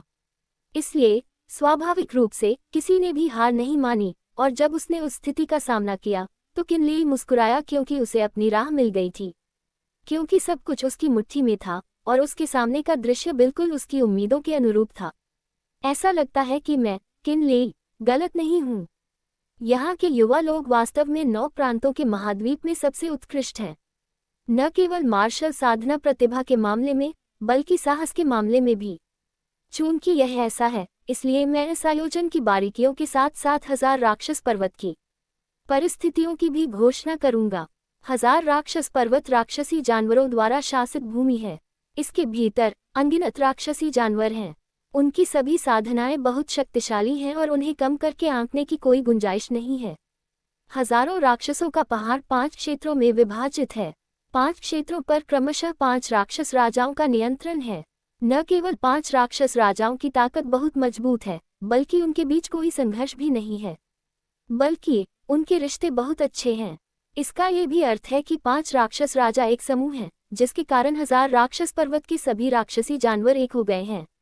मनुष्यों के प्रति उनकी तीव्र नापसंदगी के अलावा मैं 1000 मॉन्स्टर माउंटेन को 9 प्रांतों के महाद्वीप में सबसे जोखिम भरे स्थानों में से एक मानता हूँ। यही कारण है कि मेरा प्रतिष्ठित विला इसे निषिद्ध भूमि मानता है और किसी को भी 1000 राक्षस पर्वत में कदम रखने से रोकता है। किन लेई ने विस्तार से बताया। चूंकि 1000 राक्षस पर्वत बहुत जोखिम भरा है और राक्षसी जानवर बहुत खतरनाक हैं, अगर हम वहां घुस गए और उन्हें पता चल गया, तो क्या हम उन्हें क्रोधित नहीं करेंगे? क्या तुम्हें उनके प्रतिशोध का डर नहीं है? तुम बस आग से खेल रहे हो और खुद को जला रहे हो। ठीक उसी समय मंच पर बैठे जियान वुशांग ने अचानक कहा। दरअसल कई लोगों के मन में यही सवाल था, लेकिन केवल वही ऐसा पूछने की हिम्मत कर सकता था। हो, तुम्हारी बात सही है। अगर राक्षसी जानवरों को पता चल गया कि हम उनके तरीकों से 1000 राक्षस पर्वत में घुस आए हैं, तो वे निश्चित रूप से मनुष्यों पर बदला लेंगे। हालांकि मैं अभी भी ऐसा इसलिए करना चाहता हूं क्योंकि पिछले कुछ सालों में 1000 राक्षस पर्वत में राक्षसी जानवर बेचैन हो रहे हैं। बार बार 1000 राक्षस पर्वत के बाहर के मनुष्यों को दुर्भाग्य का सामना करना पड़ता है। कुछ गांवों में तो कत्लेआम भी हुआ, और जांच के बाद पता चला कि जिन लोगों ने ऐसे पाप किए थे, वे वास्तव में 1000 राक्षस पर्वत में राक्षसी जानवर थे। 1000 राक्षस पर्वत ने हम मनुष्यों के खिलाफ पहले ही युद्ध की घोषणा कर दी है। आज हम जो कर रहे हैं वह केवल एक जवाबी हमला है। इसलिए मैं उनके प्रतिशोध से नहीं डरता, क्योंकि मैं जो चाहता हूं वह पूरी तरह से युद्ध शुरू करना है। 1000 राक्षस पर्वत में राक्षसी जानवरों को हम मनुष्यों की शक्ति का पता लगाना है, ताकि भविष्य में वे अपनी जगह को थोड़ा और जान सकें। किन लेई ने समझाया, लेकिन आपको आत्मविश्वास नहीं है, इसलिए आप हमें पानी में घसीट रहे हैं और आप 1000 राक्षस पर्वत से निपटने के लिए हमारी ताकत उधार लेना चाहते हैं। जियांग वुशांग ने तीखी पूछताछ शुरू की। हाँ, लेकिन उसी क्षण किन लेई जोर से हंसने लगा। फिर तुरंत बाद उसने कहा, मुझे पता था कि कोई ऐसा सोचेगा। वास्तव में इस विवाह समारोह के माध्यम से मेरा प्रतिष्ठित विला यहाँ की शक्तियों के साथ संपर्क का एक पुल स्थापित करना चाहता है, लेकिन मैंने कभी भी 1000 राक्षस पर्वत पर हमला करने के लिए हर किसी की शक्ति उधार लेने के बारे में नहीं सोचा। ऐसा इसलिए है क्योंकि मेरे प्रतिष्ठित विला में पहले से ही 1000 राक्षस पर्वत पर हमला करने की क्षमता है। बोलने के बाद किन लेई ने अपनी बड़ी आस्तीन लहराए और उसके तुरंत बाद 20 शरीर आसमान से उतरे और किन लेई के पीछे उतरे। वे 20 बूढ़े लोग थे और ज़ीलिंग की पालकी उठाने वाले 4 लोग भी वहां थे। वे सभी प्रतिष्ठित विला के प्रबंधक बुजुर्ग थे, लेकिन सबसे महत्वपूर्ण हिस्सा उनकी आभा थी। वे सभी स्वर्ग क्षेत्र के विशेषज्ञ थे। वहां 20 स्वर्ग क्षेत्र के बुजुर्ग हैं। प्रतिष्ठित विला वास्तव में इतना शक्तिशाली है। उस पल घटनास्थल पर मौजूद कई लोग बेहद हैरान रह गए। यहाँ तक कि चू फैन को भी बहुत अप्रत्याशित लगा, क्योंकि न केवल सभी 20 प्रबंधक बुजुर्ग स्वर्ग क्षेत्र के विशेषज्ञ थे, बल्कि उनमें से कुछ तो स्वर्ग क्षेत्र के दूसरे स्तर, यहाँ तक कि तीसरे स्तर पर भी कदम रख चुके थे। स्वर्ग क्षेत्र अन्य क्षेत्रों से अलग था। हर स्तर पार करना एक कठिन अंतर था, जिसके कारण कुछ मध्यमायु वर्ग के लोग असाधारण प्रतिभा के साथ स्वर्ग क्षेत्र में कदम रखते थे, फिर भी अपने शेष जीवन में वे एक और कदम आगे नहीं बढ़ पाते थे। अपनी वृद्धावस्था में वे अभी भी स्वर्ग क्षेत्र के पहले स्तर पर ही बने रहे। लेकिन प्रतिष्ठित विला के प्रबंधक बुजुर्गों के भीतर वास्तव में ऐसे लोग थे जो स्वर्ग क्षेत्र के दूसरे स्तर, यहाँ तक कि तीसरे स्तर पर भी कदम रखते थे। तो विला के मुखिया ने किस क्षेत्र में कदम रखा? प्रतिष्ठित विला किस हद तक शक्ति तक पहुंच गया था? अध्याय 357 दर्शन करती खूबसूरत महिला। प्रतिष्ठित विला की ताकत वास्तव में इतनी मजबूत है। उनके पास स्वर्ग क्षेत्र में 20 प्रबंधक बुजुर्ग हैं, इसलिए विला के प्रमुख के अलावा क्या उनके पास 21 स्वर्ग क्षेत्र विशेषज्ञ नहीं हैं?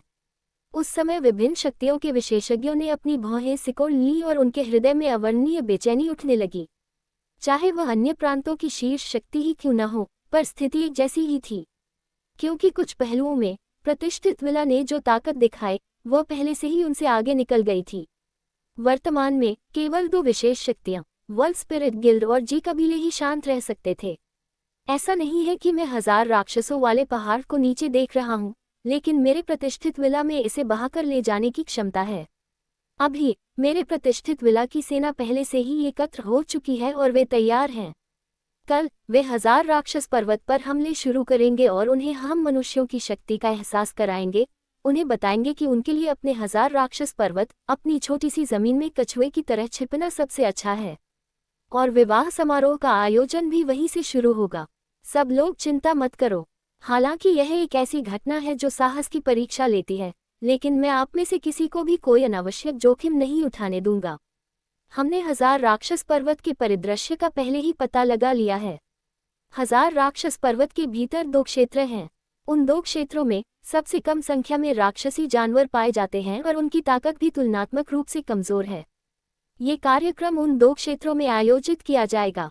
बेशक प्रवेश करने के बाद आप सभी को खुद पर भरोसा करने की आवश्यकता होगी, लेकिन मेरी सलाह के अनुसार आपके लिए सबसे अच्छा यही होगा कि आप जितने भी राक्षसी जानवर देखें उन्हें मार दें, नहीं तो वे निश्चित रूप से आपको मार देंगे।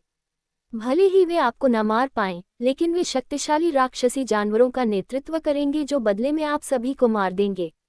यह आयोजन 10 दिनों तक चलेगा।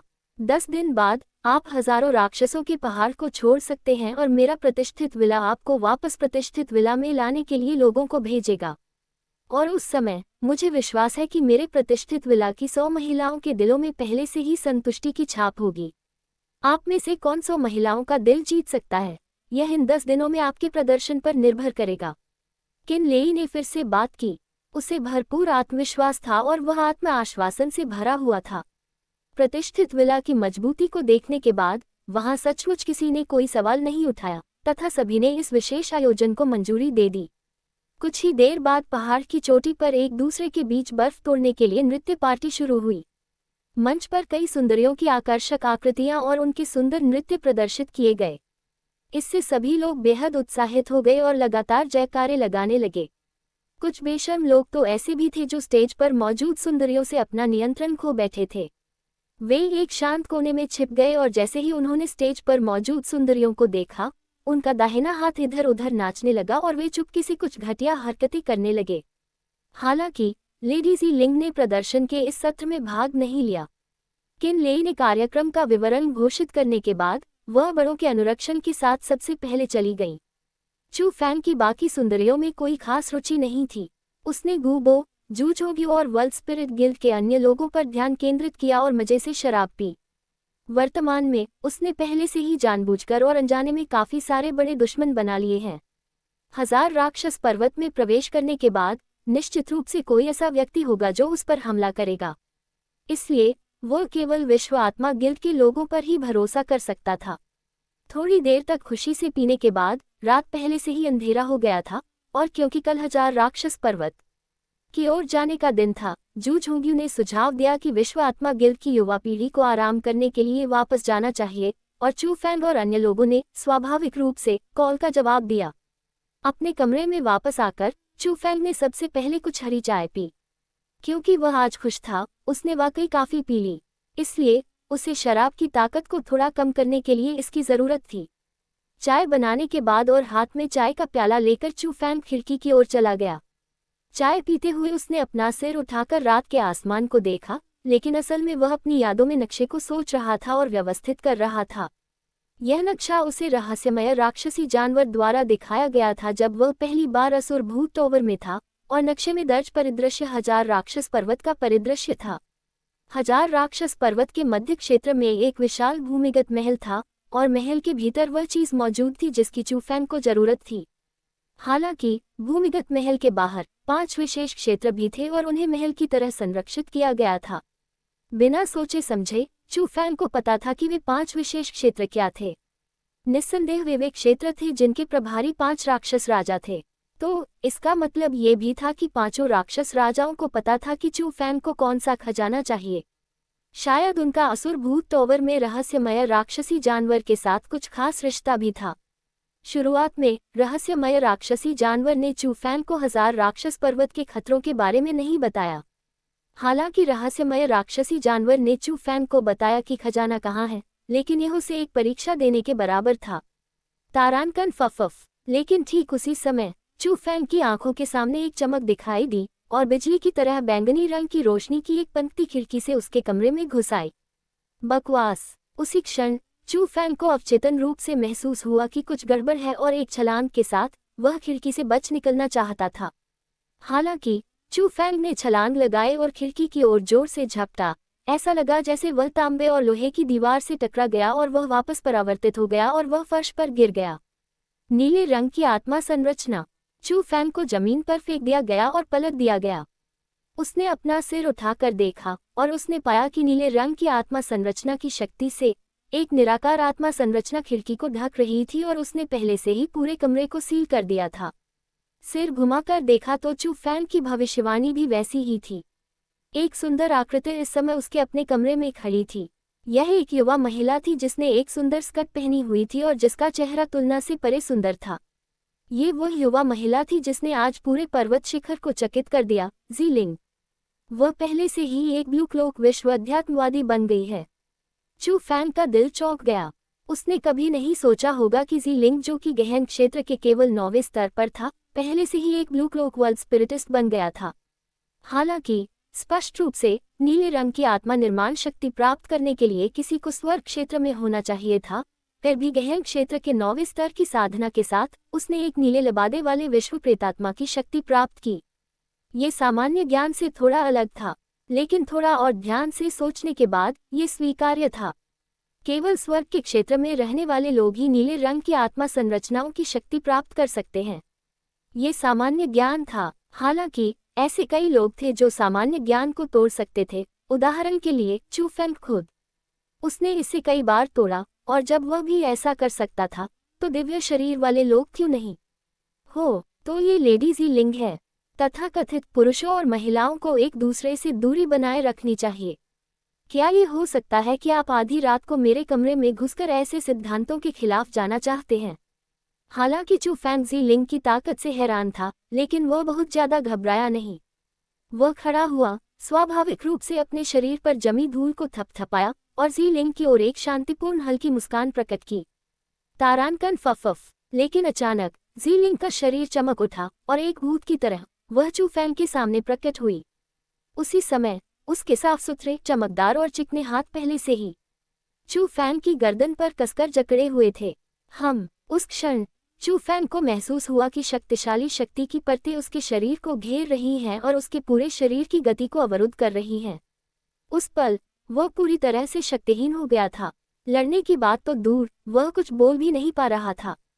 वह केवल देख सकता था कि जीलिंग का परम सुंदर चेहरा धीरे धीरे उसके पास आ रहा था।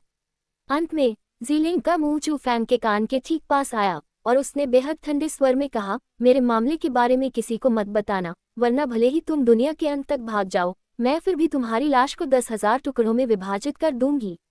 अध्याय 358 युद्ध की ज्वाला प्रज्वलित करना। लानत है लड़की, उसने तुम्हें इस तरह से धमकाने की हिम्मत की। चू फैंग, मुझे अपने शरीर को नियंत्रित करने दो और मुझे इस लानत लड़की को एक अच्छा सबक सिखाने दो। उस पल एग्गी गुस्से में था। चू फैंग स्पष्ट रूप से एग्गी के गुस्से को महसूस करने में सक्षम था। हालांकि यह पहली बार नहीं था जब चू फैंग को किसी ने धमकाया था, लेकिन इस बार एग्गी विशेष रूप से गुस्से में था। कोई जरूरत नहीं, मैं खुद इसका ख्याल रख सकता हूँ।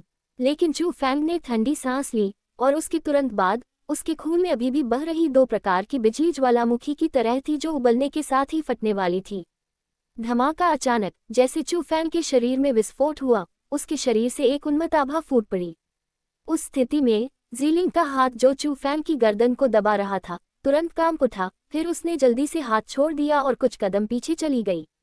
तुम्हारी आंखें। चू फैंग की पुतलियों को देखकर, जिनमें पीले और नीले रंग आपस में जुड़े हुए थे, और चू फैंग की आभा को महसूस करते हुए, जो तुरंत गहन क्षेत्र के 5वें स्तर पर चढ़ गई, जीलिंग का प्यारा सा चेहरा बदलने से नहीं बच सका और उसकी आंखों में डर का एक स्पर्श वास्तव में दिखाई दिया। आप वास्तव में बहुत खास हैं। आपके पास दिव्य शरीर नहीं है, फिर भी आपके पास ऐसी शक्ति है जो दिव्य शरीरों से कम नहीं है। लेकिन अभी तुम मुझे हरा नहीं सकते क्योंकि यह मेरा क्षेत्र है। अगर मैं तुम्हें मारना चाहूं तो तुम्हारे पास भागने का कोई रास्ता नहीं होगा। लेकिन तुम्हें डरने की जरूरत नहीं है, मैं तुम्हें नहीं मारूंगा। मुझे बस उम्मीद है कि तुम एक राज रख सको और किसी को मेरे खास शरीर के बारे में पता न चलने दो। साथ ही मैं ये भी गारंटी देता हूं कि मैं तुम्हारा रहस्य किसी को नहीं बताऊंगा। मैं किसी को यह नहीं बताऊंगा कि तुम एक विचित्र व्यक्ति हो जो अजीबोगरीब क्षमताएं रखती हो। जीलिंग ने बहुत ही कोमल स्वर में बात की, जैसे कि वह कीमत पर मोलभाव कर रही हो। साथ ही उसकी चमकदार बड़ी आंखें भी सावधानी से चू फैंग को घूर रही थी, जैसे कि वह उसकी किसी भी हरकत से डर रही हो, क्योंकि सच में वह उसके अंदर की सच्चाई नहीं देख पा रही थी। हालांकि चू फैंग के वर्तमान 2 शिष्य बहुत अजीब थे, लेकिन उस दिन चू फैंग के शरीर से निकलने वाली काले रंग की शक्ति की तुलना में फिर भी उनमें बहुत बड़ा अंतर था। वह जानती थी कि चू फैंग अपनी असली शक्ति का उपयोग नहीं करता था और अंधेरे की शक्ति ही वह थी जिससे वह डरती थी। चू फैंग ने जीलिंग पर ध्यान नहीं दिया। उसने पहले अपनी गर्दन को रगड़ा और उसके बाद ही उसने जीलिंग को एक नज़र देखा और कहा, तुम अभी जानबूझकर मेरा परीक्षण कर रहे थे, है ना? अगर मेरे पास प्रतिरोध करने की कोई शक्ति नहीं होती तो क्या तुम सीधे हमला करके मुझे मार देते? उन शब्दों को सुनने के बाद जीलिंग की पुतलियां सिकुड़ गईं और उसने चू फैंग को कोई जवाब नहीं दिया। वह सीधे खिड़की की ओर चली गई और फिर अपना सिर पीछे घुमाते हुए कहा, मेरे शब्दों को याद रखना। अगर तुमने मेरा रहस्य उजागर करने की हिम्मत की तो मेरा विश्वास करो, तुम निश्चित रूप से बहुत बुरी तरह मरोगे। कुछ बोलने और विचार करने के बाद पूरे कमरे को घेरे हुए आत्मा का स्वरूप तुरंत गायब हो गया और अपने सुंदर शरीर की एक छलांग के साथ एक भूत की तरह वह रात्रि के आकाश में गायब हो गई। ये लड़की बहुत खतरनाक है। अभी अभी मुझे वास्तव में उसकी हत्या की मंशा का एहसास हुआ। जीलिंग के चले जाने के बाद चू फैंग ने राहत की लंबी सांस ली, जैसे कि कोई बोझ उतर गया हो, क्योंकि वह जानता था कि अगर जीलिंग ने उस पर सचमुच हमला किया तो वर्तमान में वह उसे हरा नहीं पाएगा। भले ही उसने एग्गी की शक्ति उधार ली हो, फिर भी वह उसे नहीं हरा पाएगा।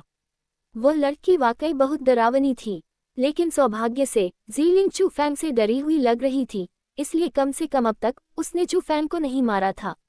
लेकिन चू फैंग के लिए सबसे बड़ा सिरदर्द यह नहीं था। उसे सिरदर्द इसलिए हुआ क्योंकि वह जी लिंग के साथ ऐसा करना चाहता था, लेकिन जब उसका सामना एक ऐसी महिला से हुआ जो खुद को मारना चाहती थी, तो ये कैसे संभव हो सकता था। ये वाकई बहुत मुश्किल था, लेकिन फिलहाल चू फैंग के पास कोई उपाय नहीं था। वह बस इसे भाग्य पर छोड़ सकता था और प्रकृति के साथ चल सकता था। आखिरकार इस यात्रा में उसका असली लक्ष्य 1000 राक्षस पर्वत के अंदर रहस्यमय खजाना था। अगले दिन चू फैंग बहुत जल्दी बिस्तर से उठ गया, प्रतिष्ठित विला के शिखर विशेषज्ञों का अनुसरण किया और 1000 राक्षस पर्वत की ओर अभियान पर कदम रखा। इस यात्रा में न केवल प्रतिष्ठित विला के प्रमुख चू फैंग और विवाह समारोह में भाग लेने वाले हजारों अन्य लोग थे, बल्कि हर जगह की शक्तियों के प्रतिनिधि चरित्र भी थे।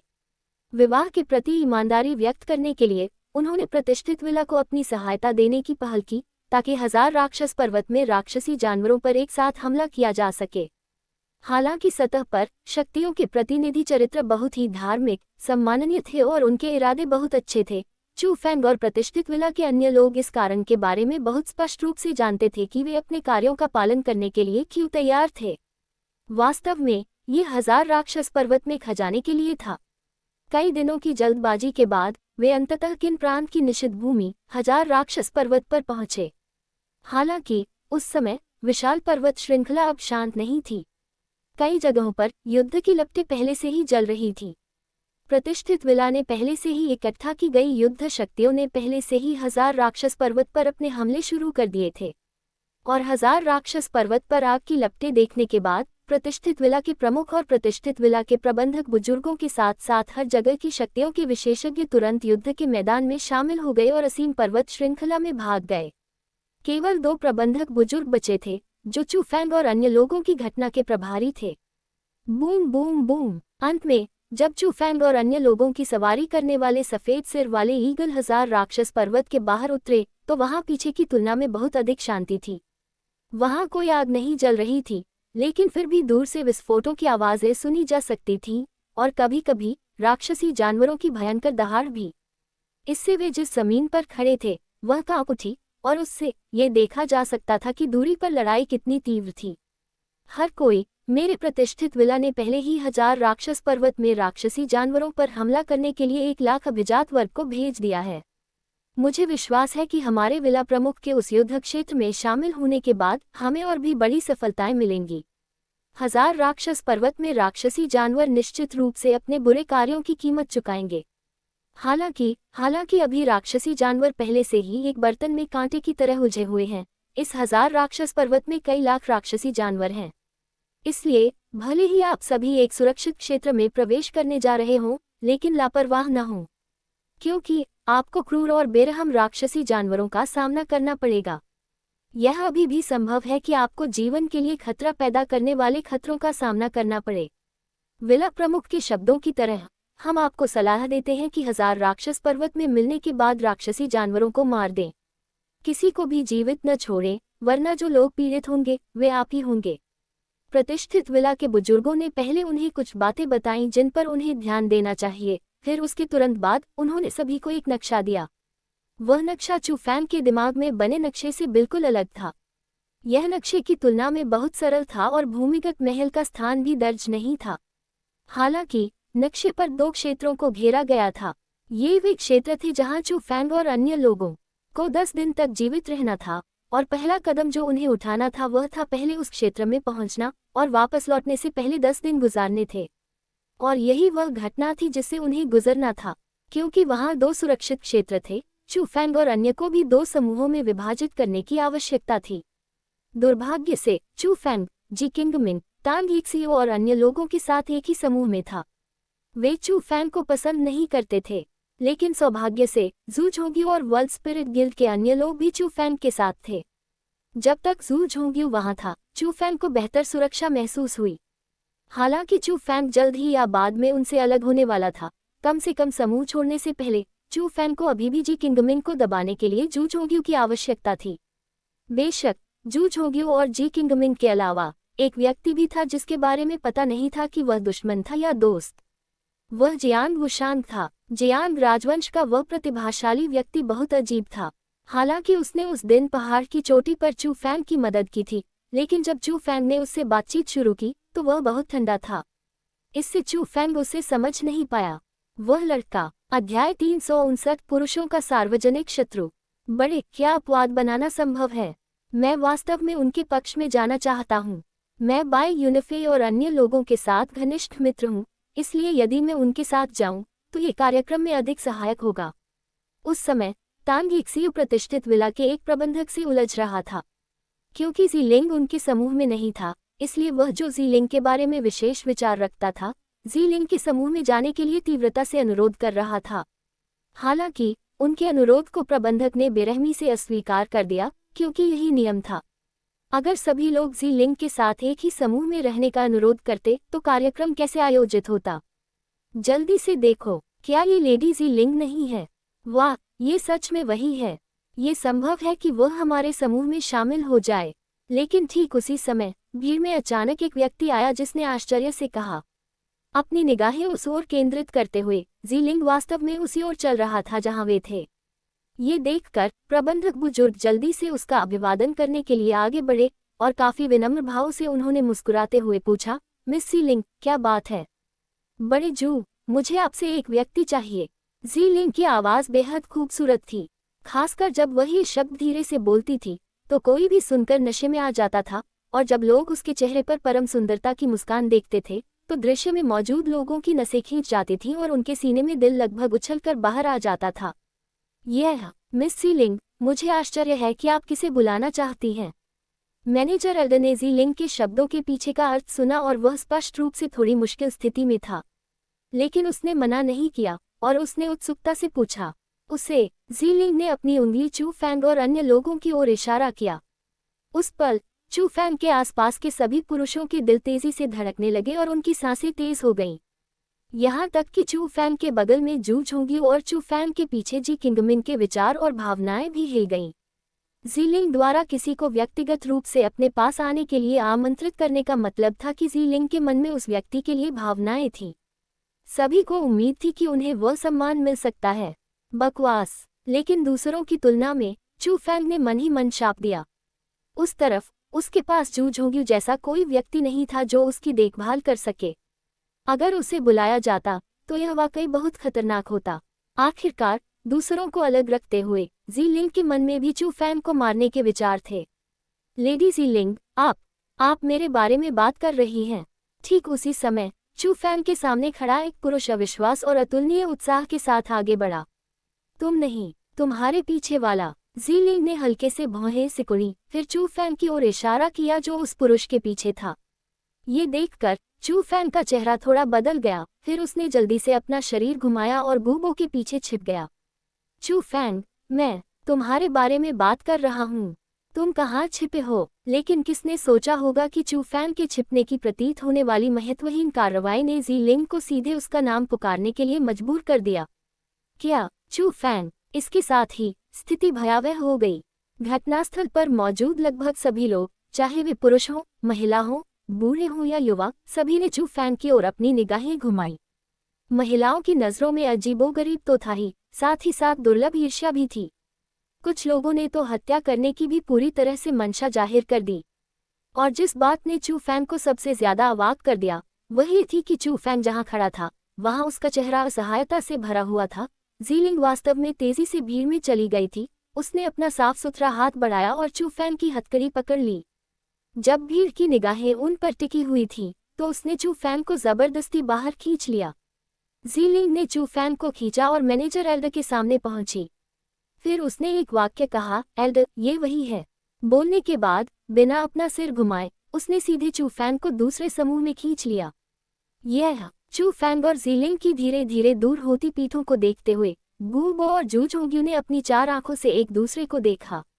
हालांकि चू फैंग के साथ उनका रिश्ता काफी अच्छा था, फिर भी उनकी आंखों में थोड़ी ईर्ष्या दिखाई देने से बच नहीं सकी। दूसरी ओर जू झोंग्यू सबसे पहले राहत भरी मुस्कान के साथ बोला, भाई चू फैंग की किस्मत बहुत अच्छी है। और गूबो ने भी अपना सिर हिलाया। इस विषय पर वे दोनों एक दूसरे से काफी मेल खाते हैं। हालांकि गूबो और जू झोंग्यू की तुलना में चू फैंग से असंबंधित लोग केवल उनसे ईर्ष्या कर सकते थे। विशेष रूप से जी किंगमिंग और टांग यीक्सियू जैसे लोग।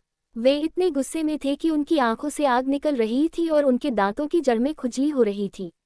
जिस व्यक्ति से वे प्यार करते थे वह उस व्यक्ति को अपने सामने से दूर खींच रहा था, जिसके प्रति वे अत्यधिक नाराजगी, यहाँ तक कि घृणा महसूस करते थे। उस भावना ने उन्हें, जो हमेशा सुंदरियों से घिरे रहते थे, ईर्ष्या के दर्द का स्वाद चखने के लिए मजबूर कर दिया।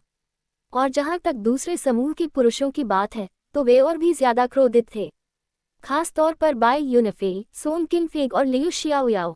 उनके चेहरे गुस्से से सफेद हो गए थे और जिस नज़र से वे चूफेक की ओर देख रहे थे उसमें ठंडी चमक थी और वे चाहते थे कि वे चूफेक का गला घोंटकर उसे मार डालें।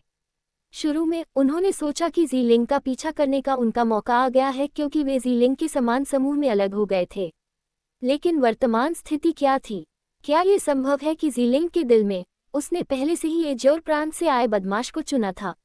लेकिन इस समय वे अपने दिलों में चाहे कितने भी अधिक अप्रसन्न क्यों न हों, वे केवल इसलिए सहन कर सकते थे क्योंकि उस क्षण आखिरकार अभी भी प्रतिष्ठित विला से प्रबंधक बुजुर्ग मौजूद थे। ज़ीलिंग चू फैंग को लेकर अपनी टीम के पास पहुंची, तभी एक आकृति तेजी से आगे बढ़ती हुई आई। वह लियू जिजुन थी। यद्यपि लियू जिजुन विवाह समारोह में भागीदार नहीं थे, लेकिन प्रतिष्ठित विला के नंबर 1 शिष्य के रूप में वह भी इस कार्यक्रम में शामिल हुए और उनकी तरह ज़ीलिंग की हरकतों को देखने के बाद वह भी नाखुश थे। उसी समय वह चू फैंग और ज़ीलिंग के सामने रुक गया और मुस्कुराते हुए उसने ज़ीलिंग से कहा, जूनियर ज़ीलिंग, इन दोनों टीमों का विभाजन बड़ों द्वारा पहले से तय किया गया था। ऐसा करना उचित नहीं लगता है ना? हो। जैसे ही उसने लियू जिजुन के अवरोध का सामना किया, ज़ीलिंग ने प्यार से मुस्कुराया। फिर तुरंत बाद उसने कहा, बड़े ने पहले ही इसे मंजूरी दे दी है, इसलिए खुद को परेशान करने की कोई ज़रूरत नहीं है। इसके बाद ज़ीलिंग ने भी ली जिजुन की परवाह नहीं की और सीधे उसने चू फैंग को खींच लिया और भीड़ में चली गई। ये देखकर लियू जिजुन की आंखों में ठंडी चमक आ गई। हालांकि उसकी आंखें ज़ीलिंग की ओर नहीं थीं, वे चू फैंग की ओर थीं। मैं खत्म हो गया हूँ, मैं खत्म हो गया हूँ। मुझे इस लड़की ने मौत के घाट उतार दिया है, एक विश्व अध्यात्मवादी के रूप में। और उस पल चू फैंग स्वाभाविक रूप से उन निगाहों को महसूस करने में सक्षम था जो उसके शरीर पर हत्या के इरादे को प्रकट करती थी। उसे लगा कि इस बार ज़ीलिंग ने उसे धोखा दिया है, उसे मजबूरन मुश्किल में डाल दिया गया है और वह सभी पुरुषों का सार्वजनिक दुश्मन बन गया है। फिर भी वह कुछ नहीं कर सकता था। जब उसका सामना छोटी सी खूबसूरत लड़की से हुआ तो वह मना तो नहीं कर सकता था, है न? इसके अलावा मैनेजर भी सहमत था, तो वह कैसे मना कर सकता था? लेकिन एक विचार के साथ चू फैंग ने महसूस किया कि चूंकि यह पहले से ही ऐसा था, तो क्यों न मौका लिया जाए और ज़ीलिंग को थोड़ा सा छुआ जाए। इसलिए उसने अपने लबादे की आस्तीन लहराए और ज़ीलिंग के हाथ को अपने कफ से छुड़ाया। फिर तुरंत बाद उसने अपना हाथ बढ़ाया और पकड़ लिया। उसने वास्तव में ज़ीलिंग के सफ़ेद हाथ को अपने हाथ में पकड़ लिया था। आप यह महसूस करते हुए कि उसका अपना छोटा हाथ कसकर पकड़ा जा रहा है, ज़ीलिंग का चेहरा बदल गया और उसने जल्दी से अपना हाथ वापस खींच लिया, चू फैंग को बुरी तरह घूरते हुए। फिर धीमी आवाज में कहा, यह मत सोचो कि मेरे मन में तुम्हारे लिए कोई विचार है। मुझे बस डर है कि जब तुम दूसरों के साथ होगी तो तुम अपने मुंह पर नियंत्रण नहीं रख पाओगे। अध्याय 360। अथाह ज़ीलिंग द्वारा चू फैंग को जबरन अपने समूह में खींचने के थोड़े अंतराल के बाद अंततः कार्यक्रम आधिकारिक रूप से शुरू हो गया। दोनों समूह अलग हो गए और आगे बढ़ गए। दो प्रबंधक बुजुर्गों के नेतृत्व में वे तथाकथित सुरक्षित क्षेत्र की ओर बढ़ गए। चू फैंग जिस समूह में था उसमें लगभग 500 पुरुष थे, लेकिन केवल 50 महिलाएं थीं। सड़क का नेतृत्व करने के लिए जिम्मेदार प्रबंधक बुजुर्ग और लियू जिजुन के अलावा बाकी सभी पुरुष वे लोग थे जो विवाह समारोह में भाग ले रहे थे। तो इसकी वजह से भेड़िए तो बहुत थे लेकिन मांस बहुत कम था। दरअसल भेड़िए बहुत थे और मांस बहुत कम था। ऐसी स्थिति में सभी दिशाओं से युवा प्रतिभाओं ने सौंदर्य प्रतिभाओं का पक्ष लेने के लिए अपनी पूरी ताकत झोंक दी। खास तौर पर ज़ीलिंग। अनगिनत पुरुष थे जो उसके करीब जाना चाहते थे, लेकिन जो उसके करीब पहुंच गए उन सभी को ज़ीलिंग ने ठंडे स्वर में चिल्लाकर दूर जाने को कहा। यहाँ तक कि प्रतिष्ठित आमंत्रण पत्र पाने वाले सोंग किंगफेंग, बाई यूनफे और लियू शियाओयाओ भी अपवाद नहीं थे। जब उन्होंने उस दृश्य का सामना किया तो प्रबंधक बुजुर्ग भी असहाय होकर केवल अपना सिर हिला सकते थे और हस्तक्षेप करने की हिम्मत नहीं कर सकते थे। हालांकि 1000 मील दूर लोगों को अस्वीकार करके ज़ीलिंग विवाह समारोह के विचार के विरुद्ध चला गया, जब तक कि वे महिला की विशेष स्थिति और उसके राक्षस जैसे मजबूत दादा के बारे में सोचते थे, जिससे विला के प्रमुख भी डरते थे। वह प्रबंधक बुजुर्ग केवल देख सकता था और कुछ नहीं कर सकता था। लेकिन हर चीज के अपवाद होते हैं। चू फैंग ऐसा ही एक अपवाद था।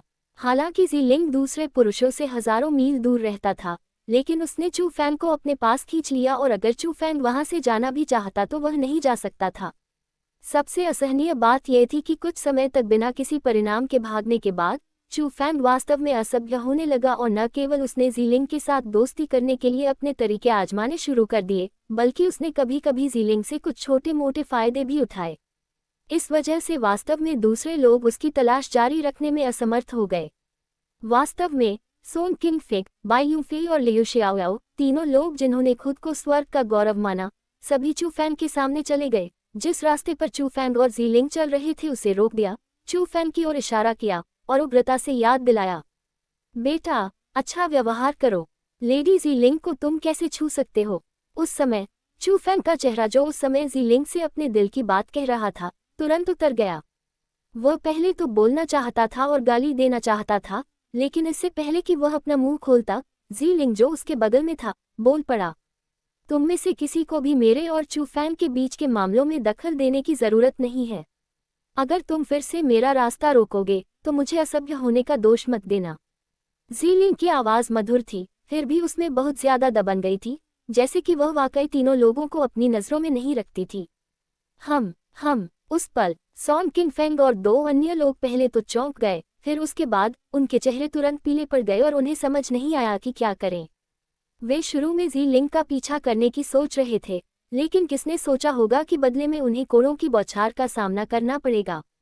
हालांकि उनके पास वास्तव में कोई बहाना नहीं था, इसलिए अंत में जब भीड़ देख रही थी, वे केवल उदास होकर भाग सकते थे। उन्होंने वास्तव में अपना सारा सम्मान खो दिया, फिर भी वे इसके बारे में कुछ नहीं कर सकते थे। क्या तुम अभी भी कह रहे हो कि तुम मुझे पसंद नहीं करते? अगर तुम मुझे पसंद नहीं करते तो तुमने मेरी मदद क्यों की? चू फैंग ने हंसते हुए कहा, और जैसे ही उसने कहा, उसने ज़ीलिंग की विकसित छोटी कमर की ओर अपना दुष्ट हाथ बढ़ाया और करीब आ गया। हालांकि उसे नहीं पता था कि ज़ीलिंग ने उसे अपने साथ क्यों रखा था। क्या यह इसलिए था क्योंकि वह केवल चू फैंग को दुर्भावना का लक्ष्य बनाना चाहती थी, या वह वास्तव में चू फैंग को अपनी दृष्टि में रखना चाहती थी, या अन्य विचार? चू फैंग ने इस मौके का फायदा उठाया और ज़ीलिंग के खिलाफ बदमाशी की रणनीति शुरू कर दी। यह उसे परेशान करने और सभी प्रकार की बेशर्म हरकतें करने के लिए था। चू फैंग जो करना चाहता था वह ज़ीलिंग को नाराज करना था, ताकि वह हमेशा उस पर नजर न रखे। तभी चू फैंग को उस समूह से भागने का मौका मिल सकता था, क्योंकि वर्तमान में इसे देखते हुए समूह अब सुरक्षित नहीं था। चू फैंग वास्तव में नहीं जानता था कि प्रबंधक बुजुर्ग के चले जाने के बाद वह किस तरह की खतरनाक स्थिति में फंस जाएगा। दूसरों का तो कहना ही क्या, यहाँ तक कि अथाह ज़ीलिंग भी एक बड़ा खतरा था, इसलिए उसे जल्दी से वहां से निकल जाना पड़ा। और जैसे ही उसने चू फैंग के बुरे हाथ को महसूस किया, ज़ीलिंग का छोटा सा चेहरा बदल गया और वह जल्दी से उससे बच गई। उसने चू फैंग को भी गुस्से से घूरते हुए कहा, तुम यह मत सोचो कि तुम्हारा प्यार वापस मिल रहा है। मुझे ये पसंद नहीं है कि कोई मेरे काम में दखल दे, और मैं तुम्हारी मदद नहीं कर रही थी। समझाओ, समझाते रहो। समझाना सबसे अच्छा है ताकि हर कोई इस पर यकीन करे। मैं वैसे भी इस पर विश्वास नहीं करूंगी। मेरे दिल में मैं स्पष्ट रूप से जानती हूँ कि बिना जाने कब तुम पहले से ही मेरे लिए बहुत प्यार में पड़ चुकी हो और तुम्हारे पास खुद को दूर करने का कोई रास्ता नहीं है, इसलिए मूर्खतापूर्ण कारण बनाकर तुम मुझे अपने बगल में रखना चाहती हो। चू फैंग ने अपने मुंह के कोनों को पीछे खींचा और हंसा।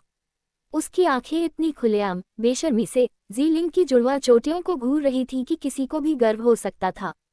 उसका दिल देखकर द्रवित हो गया और वह अपनी जीभ बाहर निकालने से भी नहीं रोक सका और उसने अपने होंठ चाटे। मैंने तुम्हारे जैसा बेशर्म इंसान पहले कभी नहीं देखा। अगर ऐसा न होता। चू फैंग की वजह से ज़ीलिंग का छोटा सा चेहरा गुस्से से लाल हो गया और उसकी आंखों से रोष के निशान उभर आए। यहाँ तक कि हत्या के इरादे का भी एक स्पर्श था, लेकिन वह हत्या का इरादा उसके द्वारा दबाए जाने से पहले ही गुजर गया। अंत में उसने ठंडी सांस ली और तेज कदमों से आगे बढ़ गई।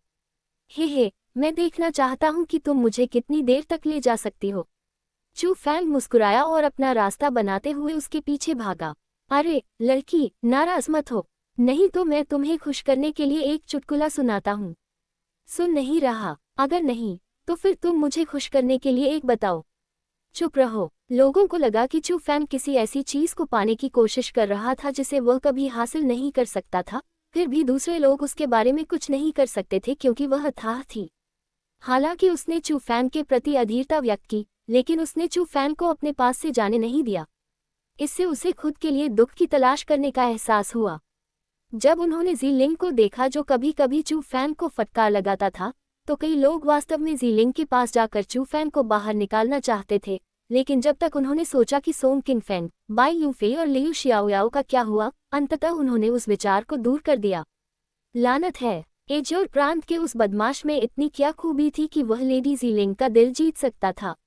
सोंग किंगफेग ने गुस्से में अपने दांत पीस लिए। जिसने ऐसा अनगिनत बार किया था, उसने कभी नहीं सोचा होगा कि वह एक बदतमीज बदमाश से हार जाएगा।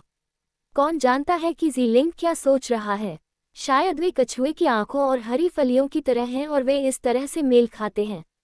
बाई यूनिफे ने अपने होठों को सिकोड़ लिया और उसी तरह उसका मुंह खटास से भर गया। अनुवाद करने में थोड़ा उलझन हो रही है, लेकिन अभिव्यक्ति का अर्थ है कि दोनों समान हैं, यद्यपि नकारात्मक अर्थ में। मैंने जो देखा उससे लेडी ज़ीलिंग को चू फैंग पसंद नहीं है और उन्हें पहले से ही एक दूसरे को जानना चाहिए था। शायद उनके बीच कुछ ऐसा रहस्य है जो दूसरों को नहीं पता हो सकता। लियू शियाओयाओ ने अनुमान लगाया। अगर तुम नहीं समझते तो बेतरतीब बातें मत बोलो। ज़ीलिंग उसके जैसे व्यक्ति के प्यार में कैसे पड़ सकता है?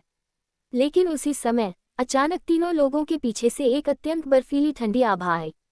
जब उन्होंने सिर घुमाकर देखा तो वह लियू ज़िजुन था।